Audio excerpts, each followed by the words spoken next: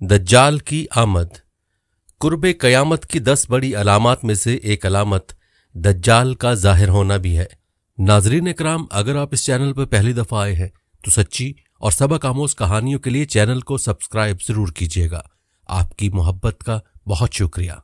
दज्जाल का फितना तारीख़ इंसानी की इब्तिदा से लेकर इंतहा तक के तमाम फितनों से बड़ा और ख़तरनाक फितना है, जिसकी बड़ाई और शिद्दत का अंदाज़ा इस बात से भी लगाया जा सकता है कि हर एक नबी अलैहिस्सलातु वस्सलाम ने अपनी अपनी उम्मत को दज्जाल का फितना से डराया।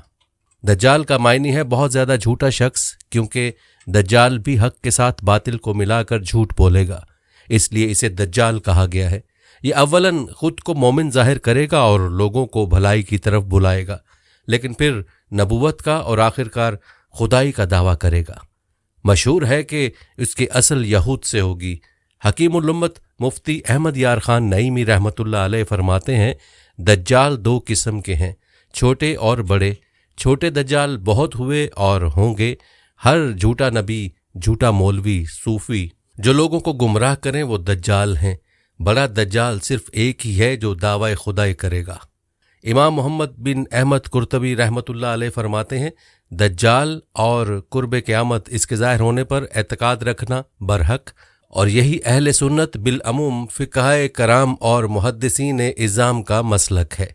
मुख्तलिफ अहादीस में दज्जाल का हुलिया बताया गया है। इन तमाम को सामने रखने से दज्जाल का जो हुलिया सामने आता है वो ये है कि दज्जाल एक जवान मर्द होगा, दराज कद और एक आंख से काना होगा, और कानी आंख ऐसी होगी जैसे फूला हुआ अंगूर हो, जबकि इसकी एक आंख खून आलूद होगी। इसका सीना चौड़ा और ज़रा सा अंदर की तरफ धंसा हुआ होगा। दज्जाल की पेशानी चौड़ी होगी और दोनों आंखों के दरमियान काफ फे रे यानी काफिर लिखा हुआ होगा, जिसे हर मुसलमान पढ़ सकेगा, चाहे उसे पढ़ना आता हो या ना आता हो, और इसके बाल घुंघरियाले होंगे। दज्जाल के निकलने से पहले दुनिया की बहुत बुरी हालत होगी, जैसा कि अहादीस मुबारका के मज़ामीन से पता चलता है कि उसके निकलने से 3 साल पहले ही दुनिया में आम कहत फैल जाएगा। पहले साल आसमान 1/3 बारिश और ज़मीन 1/3 पैदावार रोक लेगी। दूसरे साल आसमान 2/3 बारिश और ज़मीन 2/3 पैदावार, जबकि तीसरे साल आसमान सारी बारिश और ज़मीन सारी पैदावार रोक लेगी, हत्ता कि आसमान शीशे का और ज़मीन तांबे की हो जाएगी। उस खुश्क साली के सबब तमाम चौपाए हलाक हो जाएंगे, फितने और कत्लो गारत गरी आम हो जाएगी, आदमी एक दूसरे को कत्ल और जिला वतन कर रहे होंगे। तब दज्जाल मशरिक की समत एक असबहान या खुरासान नामी शहर से निकलेगा। ग़िज़ाई कहत के अलावा इल्मी और रूहानी कहत भी बरपा होगा। दीन के सिलसिले में लोगों में ज़ौफ़ पैदा हो चुका होगा। उलमा और दीनदार लोगों की किल्लत होगी। दज्जाल ज़मीन पर 40 दिन रहेगा, जिनमें से एक दिन 1 साल के बराबर, एक दिन 1 माह के बराबर और एक दिन 1 हफ्ते के बराबर, जबकि बाकी अय्याम साल के आम दिनों की तरह होंगे।